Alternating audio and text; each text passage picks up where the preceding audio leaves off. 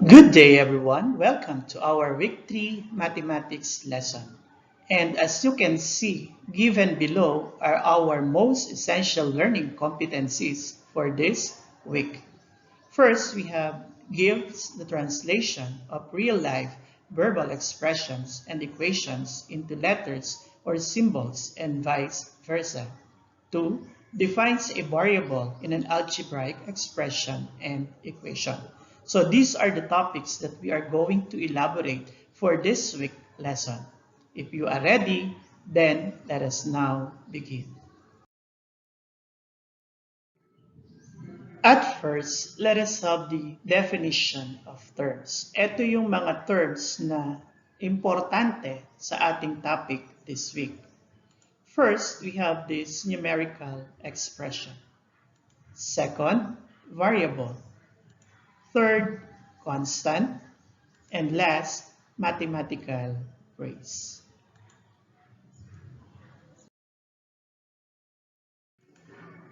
When we say numerical expression, it is an expression that combines numbers and one or more operation symbols. Ibig sabihin nito, merong given number, tapos may kasamang four fundamental operations. Maalin dun? Pwedeng plus, pwedeng minus, times, and even divide.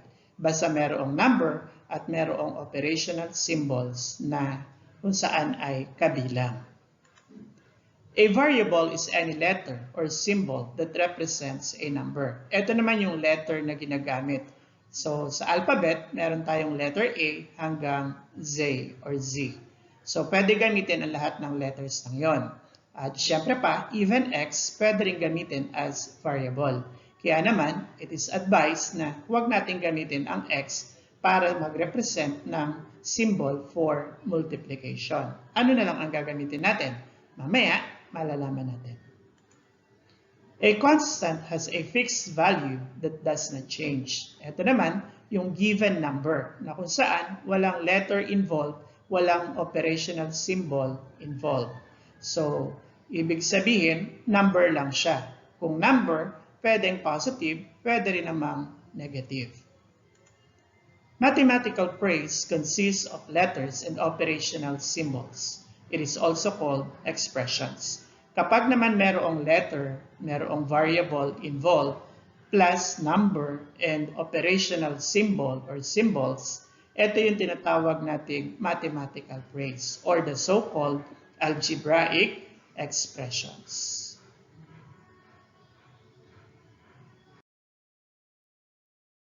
What is an algebraic expression? It is a mathematical phrase that uses variables or the so-called letters, numerals or the so-called numbers, and operation symbols, yung plus, minus, times, and divide. To translate word phrases into algebraic expressions, the important thing to do is to familiarize the words and phrases associated with symbols or operations. Mamaya, I'll be giving you some phrases or words na kung saan ay associated dun sa four fundamental operations. At dahil doon, sa pagkakaroon ng pattern na yon, madali nating magagawa ng paraan na mai-translate ang mathematical phrase into algebraic expression.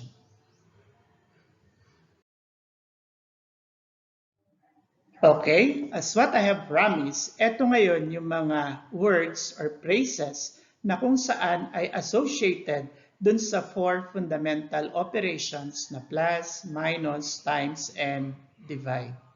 As you can see, para sa plus, meron tayong mga phrases na plus, the sum of, the total of, increase by, more than, and added to. Para naman dun sa minus, meron tayong minus, the difference of, decrease by, diminish by, less, less than, and subtracted from. For times, meron tayong times, the product of, and multiply by. For division, we have divided by, the quotient of, the ratio of, and over. And obviously, yung huli ay equal sign.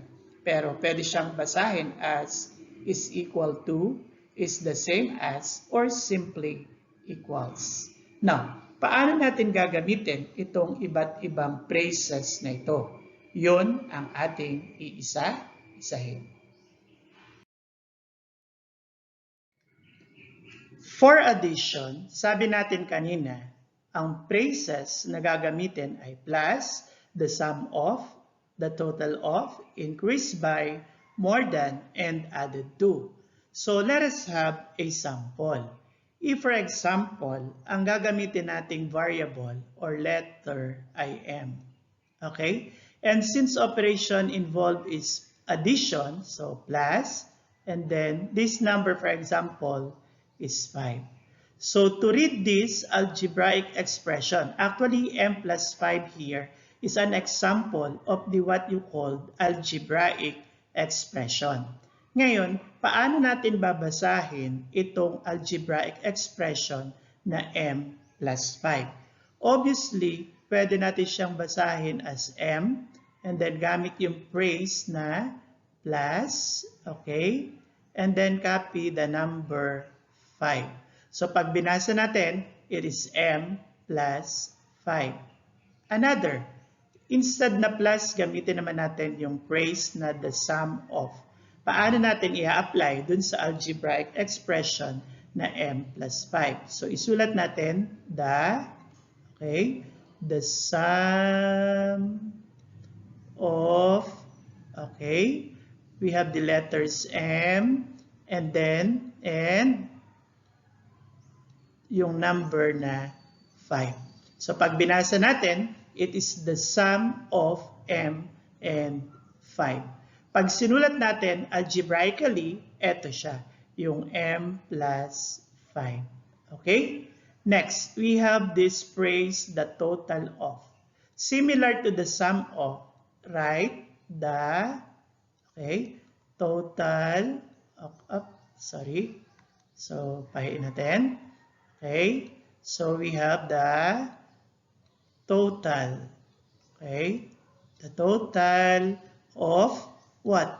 The total of m and 5. So, yun ang basa sa ating expression na m plus 5. So, pag binasa natin, ang mathematical sentence niya ay the total of m and 5. Okay? Next. Another phrase ay yung increase by. So, paano gagamitin yung word or phrase na increase by?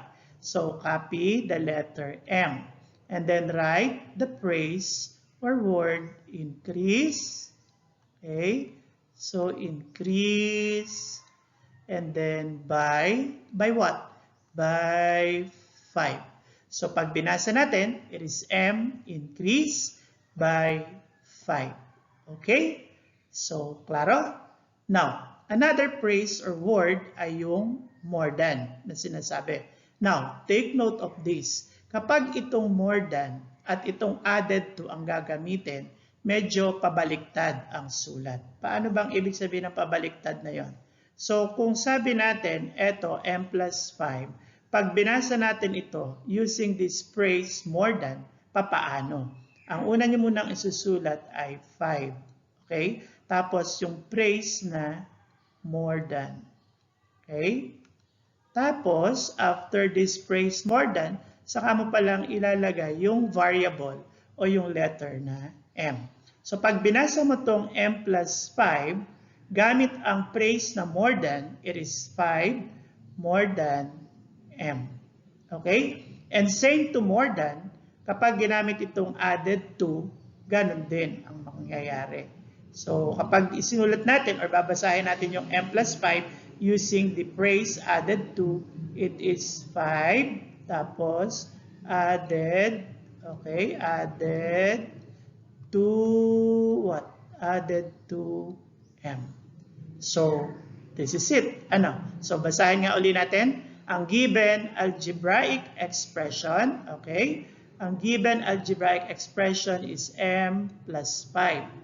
Pag binasa, we have m, okay? Let us read. We have m plus 5. or the sum of m and 5.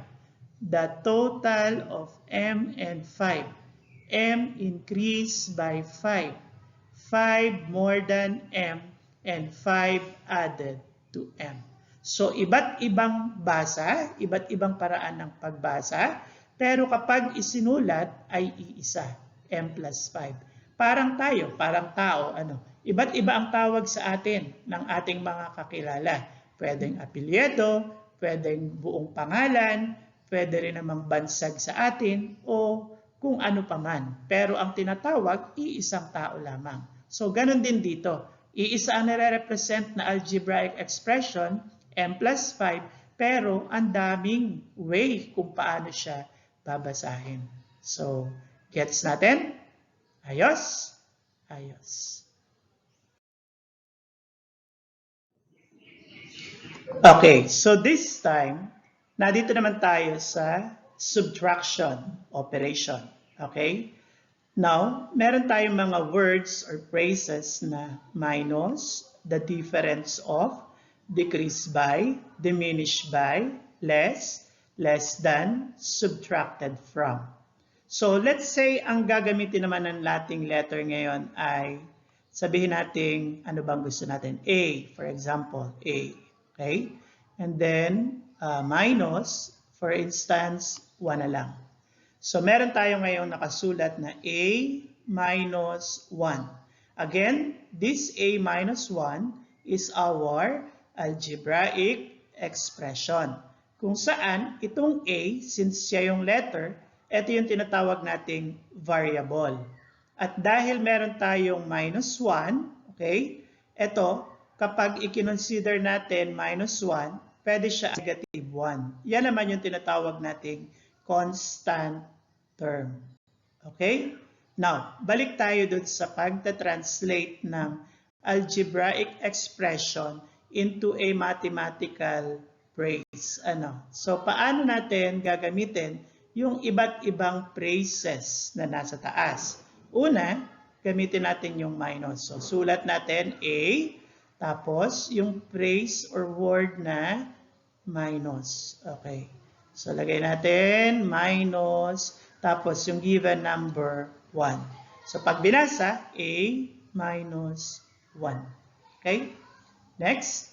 So, gamitin naman natin yung phrase na the difference of. So, sulat natin yung phrase the, okay, difference. So, the difference, okay, of, ano yun? The difference of yung letter involved, A, and, okay, the difference of A and 1. So, yun. It's the difference of A and 1. The next, ano yung kasunod na phrase? Yun. Ang kasunod na phrase naman ay decrease by. So, paano naman natin gagamitin yung phrase na decrease by? Right? The variable A. Tapos, isulat mo ngayon yung phrase na decrease by. Okay? So, sulat natin, decrease by. And then, yung given number 1. So, we have A, decrease by 1. The next, we have diminish. So, instead of decrease by, palitan lang natin ng diminish by. So, same as decrease by, sulat A, tapos, write the phrase, diminish. Okay? So, diminish. Yan. Diminish. Okay? By 1. So, yun. A, diminish by 1. Pwede rin naman itong phrase na less. So, palitan natin yung diminish by. So, gawin natin less. A, less. Okay? Less 1. So, yan. Meron na tayong A minus 1. Okay? Meron na tayong basa A minus 1. The difference of A and 1. A decreased by 1.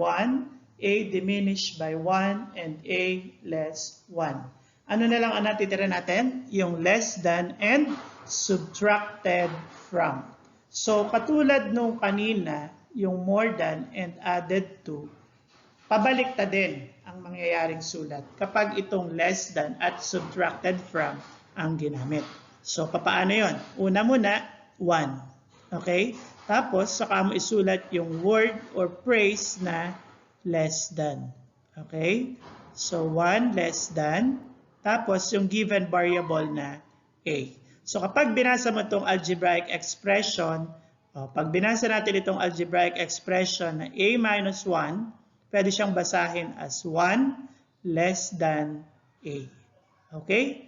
And lastly, so instead na less than, palitan natin ng phrase na subtracted from. So 1, then sulat natin, subtracted. Okay. So subtracted from, okay, from a. So 1 subtracted from a. So again, marami tayong phrases na pwedeng gamitin. Sabi nga natin, ano-ano nga yung mga phrases na ginamit natin? So, tingnan natin. We have a minus 1, the difference of a and 1, a decreased by 1, a diminished by 1, a less 1, 1 less than a, and 1 subtracted from a. So, na kung saan, kapag ito isinulat natin algebraically, ito lang siya. A minus 1. Okay? Ayos.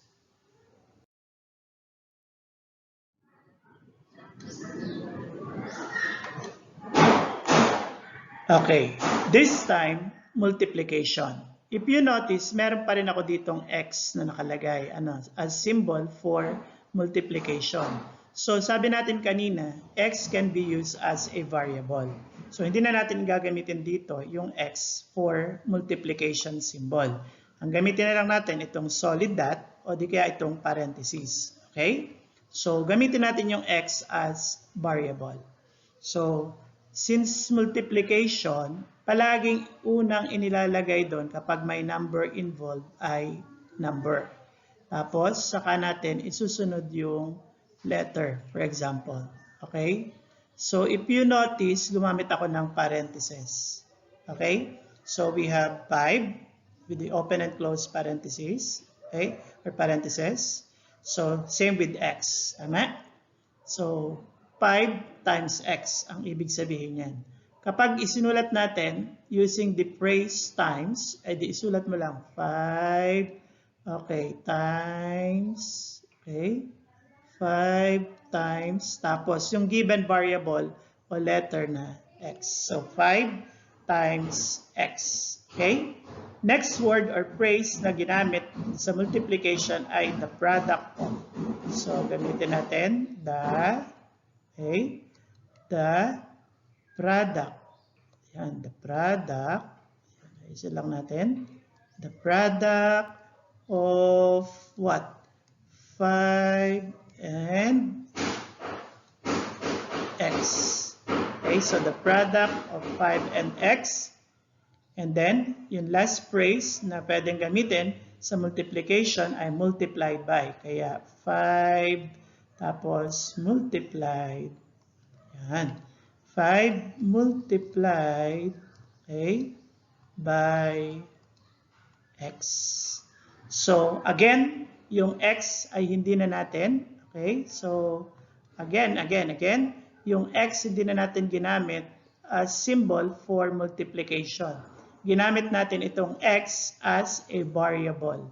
Kaya naman, pag binasa natin itong expression na to, it's 5 times x or the product of 5 and x or 5 multiplied by x. Now, for additional info, kapag meron tayong tinatawag na 5x or 5 times x, pwede na siyang isulat pag nakakita tayo ng ganito. Yung simpleng magkadikit, let's say ganito lang. Wala kang nakitang parenthesis between 5 and x. So, ang nakita mo lang is 5x. Kapag nakakita kayo ng ganito, ibig sabihin yan, wala namang plus sign involved. Tama? Wala rin namang minus sign involved. At syempre pa, sabi natin, yung x ay hindi na considered as multiplication operation.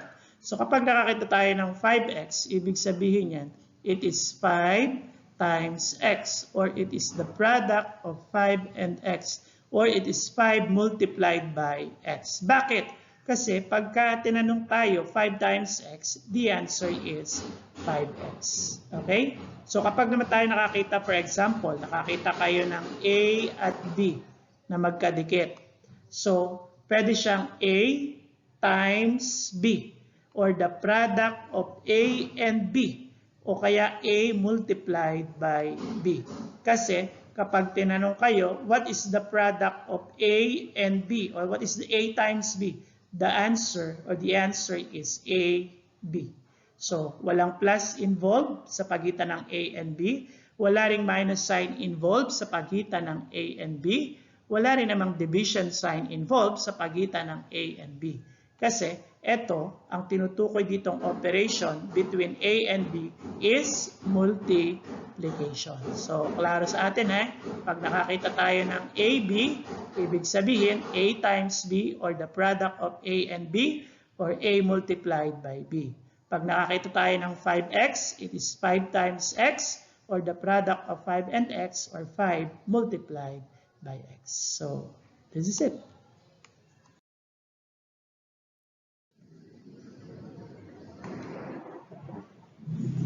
Okay, so now this time, the last operation, which of course, division. So, at first, ito yung division symbol. And then, pwedeng slash, o pwede rin naman ito tinatawag nating vinculum. Okay? And the phrases used in division are as follows: divided by, the quotient of, the ratio of, and then over. Now, if for example, ang gawin natin ngayong letter ay y. Okay? Tapos, divided by, okay? Divided by 3, for example. So, kagaya ng sabi natin, pwedeng itong symbol na to ang gamitin, or pwede rin namang slash y, tapos slash, and then 3. So, that is y divided by 3. Or using the vinculum, so it's y, okay, y. Tapos, lagyan natin ang vinculum symbol, tapos yung 3 sa ilalim. Okay? So, algebraically, ito, y divided by 3, itong mga nakasulat na to, ito yung ating algebraic expression. Okay? So, now, paano natin gagamitin yung phrases? So, unahin natin yung phrase na divided by. So, very obvious na meron tayong y, and then copy or write the phrase, divided, okay? So, divided, so lagay natin, divided by, tapos yung number given, 3. So, it's y divided by 3. Okay? Next, we have the quotient of. So, at first, isulat natin yung phrase na the quotient. Okay? The quotient of. So, alam dapat natin na ang sagot sa division, ang tawag ay quotient. So, the quotient of, okay, y, and then, yung number given na 3. So, it's the quotient of y and 3. So, pwede rin naman nating palitan yung phrase na the quotient of ng next phrase natin, which is the ratio of. Okay, so it's the ratio. Okay, so the ratio of, so ano yung given natin? Y and 3. Okay, and lastly, pwedeng gamitin yung phrase na over. So it is y, okay, over, yun, ang pinakamasimple, y over 3. So, again, para mabasa natin yung ating expression, algebraic expression na y divided by 3, pwede ito y divided by 3, or the quotient of y and 3, or the ratio of y and 3, or y over 3. So, ito yung iba't ibang ways on how we can read this algebraic expression y divided by 3. Okay? Ayos. So this time, our task is to translate each of the following into algebraic expressions. Number 1, 1/2 x minus 12. So obviously, kapag sinabing 1/2 x, ay di isulat natin. 1/2 tapos x. Okay? So 1/2 x. Pwede rin naman yung 1/2 x ay isulat mo as x over 2. So either of these two, tama. 1/2 x or x over 2. And then followed by this phrase minus. So sulat natin yung symbol for minus. So minus. And then given number 12. So minus 12. So minus 12. Okay, so this is now the translation of 1/2 x minus 12 algebraically. So 1/2, then x minus 12, or x over 2 minus 12. Okay? Next, number 2. Twice the sum, or twice, okay? Twice what? Twice the sum of x and y. So there is a phrase na the sum of, meaning to say, meron tayong involved na addition. The sum of what? The sum of x and y. Ibig sabihin, it is x plus y. So, nasan ngayon yung tinatawag nating twice? If you read the sentence, twice the sum of x and y, doblehin mo ang sum ng x and y. In this case, we can put open parenthesis and close parenthesis para ma-identify natin yung sum of x and y. And since we are talking of twice, lalagyan natin ng 2 sa unahan. Meaning to say, meron ka ng 2 times the quantity of the sum x and y. So, yan ang ibig sabihin ng twice the sum of x and y. So, it's according to order of operations. Ano, kung tandaan nyo, yung MDAS, PEMDAS rule. Okay? Now, next. 4 times x decreased by 5. In this statement, meron naman tayong phrase na ginamit na decrease by. Okay? Ibig sabihin ng decrease by, minus. At dahil siya ay decrease by 5, very obvious na meron kang minus 5. Tama? Now, paano naman itong 4 times x? Okay.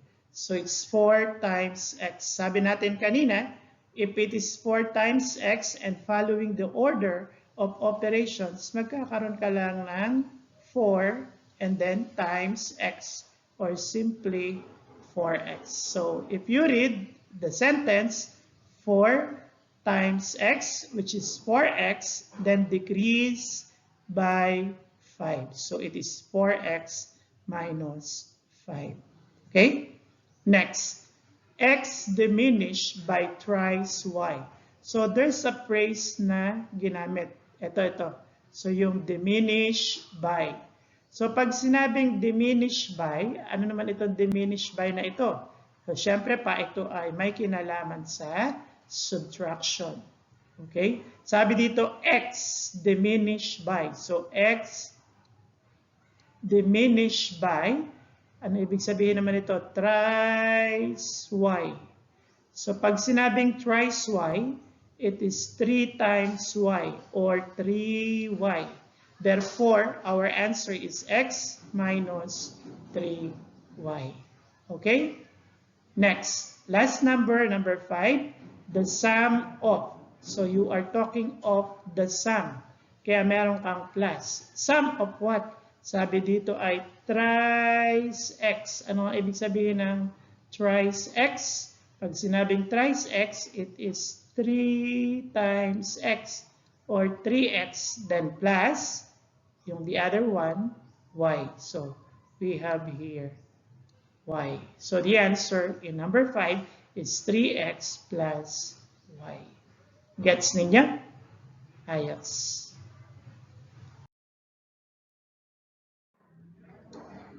Okay. For our next task, Identify the variable or variables. Pag sinabing variable, ito yung letter or letters na ginamit sa expression. Okay?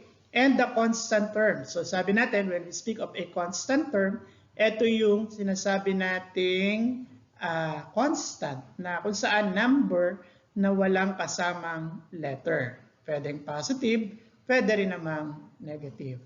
Okay? So in this case, tingnan natin. Isa-isahin nga natin. Number 1, 2x plus 10. So very obvious, ang variable na ginamit o yung letter na ginamit ay x. Tama? Okay. Ano naman yung constant term? Sabi natin, pag sinabing constant term, ito yung number na kung saan ay walang kasamang letter.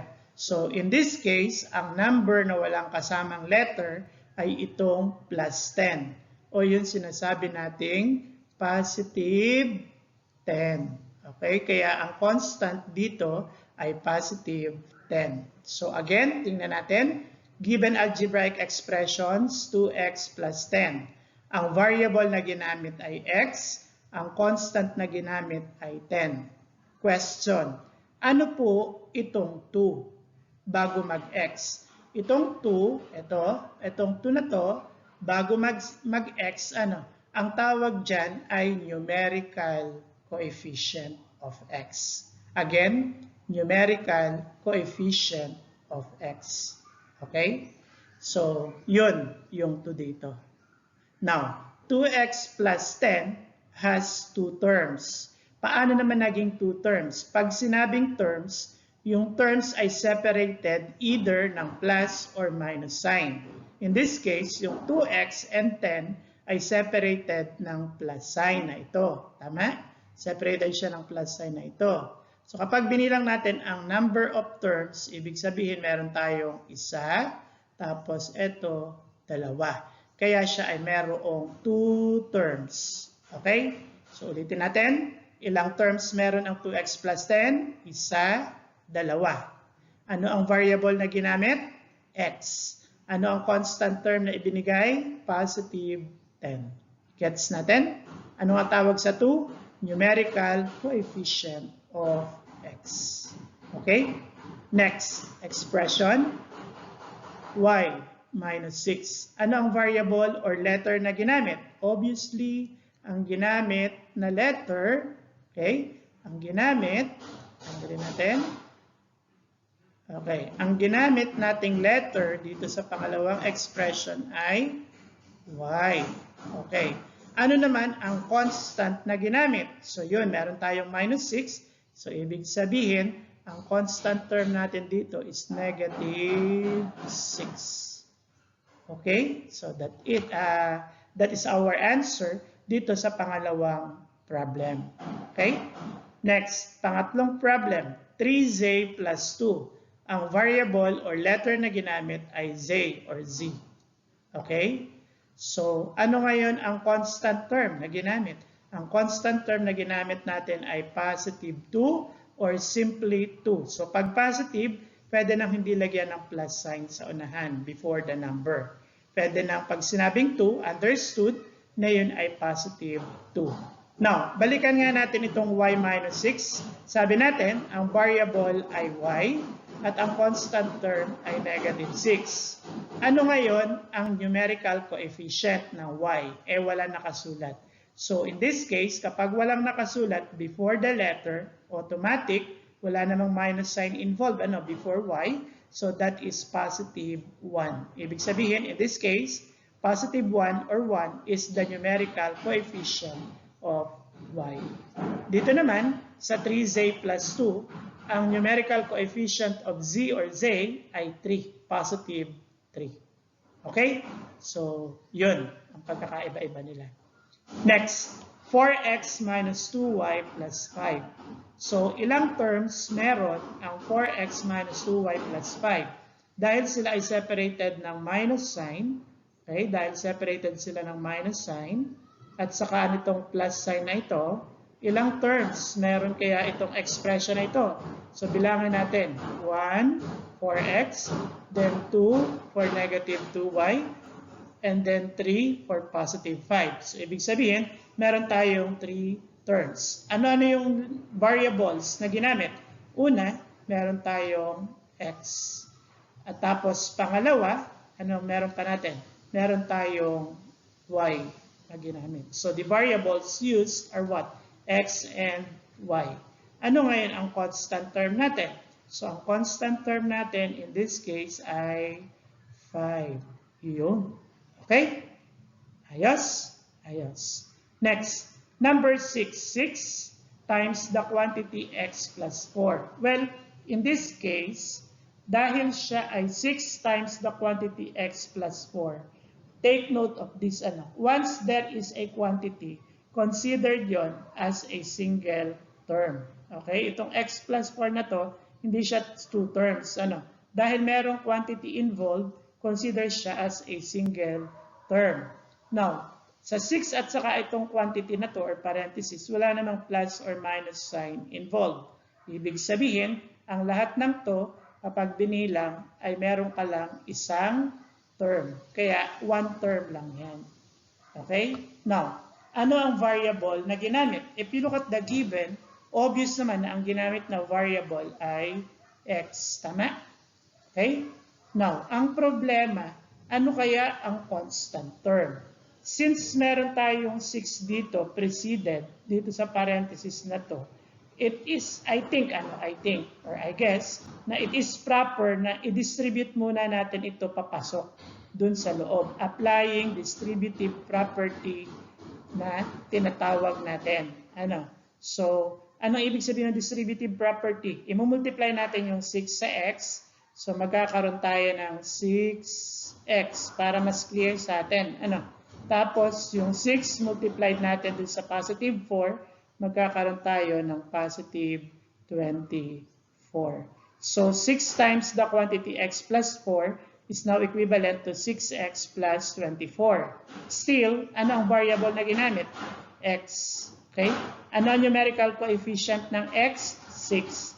Ano ngayon itong 24 na to? Yun ang ating tinatawag na constant term. Okay? So, yan ang ating activity na kung saan ay identifying variable at saka constant term na ginamit dun sa algebraic expressions. This time, let us do the application. If A represents Arvin's present age, how would you express each of the following in terms of variable A? So in this problem, take note, ang present age ni Arvin ay A. A is for Arvin siguro. Now, there's a hint na inilagay ang sir. Kapag years ago, ang gagamitin daw ay minus symbol as operation. So kapag nakita natin yung years ago, use minus symbol as operation. At kapag naman years after, o yung tinatawag nating years hence, okay, use plus symbol as operation. So, klaro yun Years ago, minus. Years after or years hence, plus. So, present age ni Arvin, A. Now, tingnan natin. Sabi doon sa number 1, Arvin's age, 5 years ago. Okay? So, Arvin's age, tapos 5 years ago. Anong sabi natin kapag merong years ago?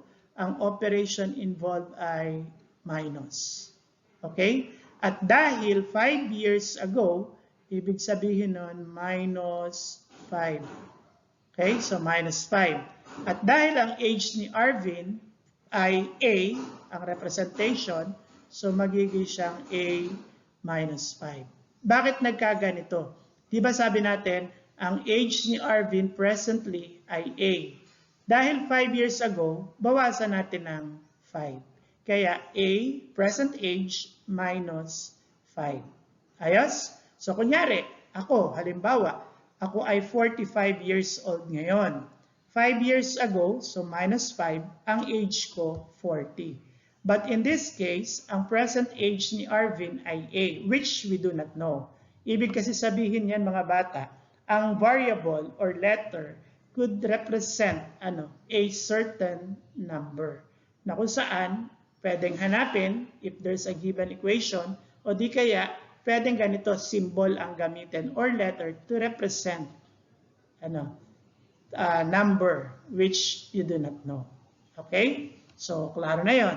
Kaya Arvin's age 5 years ago is A minus 5. Okay?